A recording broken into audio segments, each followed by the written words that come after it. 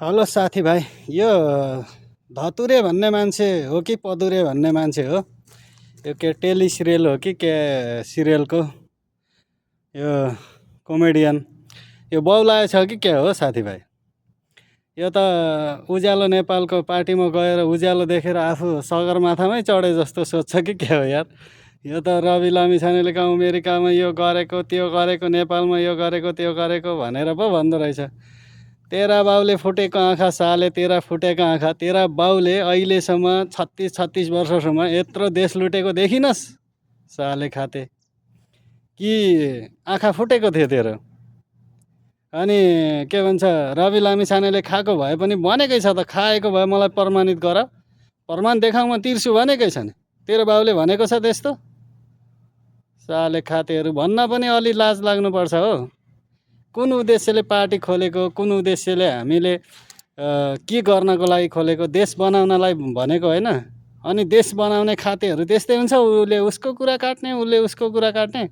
कुरा काटेर देश बन्छ भने लाज शरम नभएकाहरू।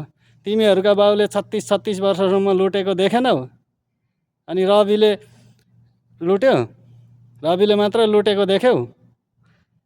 अनि के भन्छ, तिमीहरू खातेहरूले जति लुट्यो भने नेपाली जनताले पत्याएकै छैनन् रविले खाएको हो भनेर। अनि न अहिलेसम्म तिमीहरूले जति घोके पनि, जति घोक्रो फुराए पनि प्रमाण दिन सकेका छौ साले खातेहरू।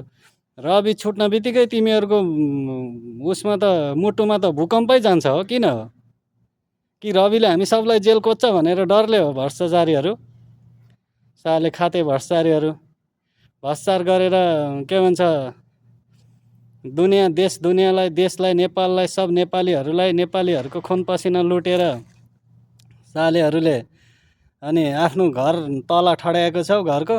अनि रविले त्यो छानबिन गऱ्यो भने, रवि केही कुराले सरकारमा पुगिहाल्यो भने हामी भोलि रहँदैनौँ भनेर त्यही डरले तिमीहरूको मनमा भुइँचालो जान्छ होला। त्यही भएर अहिलेसम्म रवि जेलमा हुँदासम्म त कराएको थिएन त। अनि रवि छुट्न बित्तिकै अनि धोक्रो फुर्याउन लागिहाल्यो त तिमीहरू साले खातेहरू। तिमीहरूको यति आँखा सही छ भने तिमीहरूका बाउले पनि गरेको हेर के। तिमीहरूका बाउलाई पनि तिराऊ। रविले भनेको छ प्रमाण देखाऊ, प्रमाणित उ गर, प्रमाणित गर, म तिरिदिन्छु भनेकै छ त साले खातेहरू। तिमीहरूका बाउले त्यस्तो भनेको ल्याउ न, त्यो प्रमाण देखाउ न तिमीहरूका बाउले त्यस्तो भनेको। अनि तिमीहरूका बाउले घरभित्र त्यत्रो चाङको चाङ पैसा लाउँदा तिमीहरू साले नदेख्ने, तिमीहरूका फुटेका आँखाले। अनि एउटा रविलाई मात्र देख्छौ भने कच्चा माछा बा।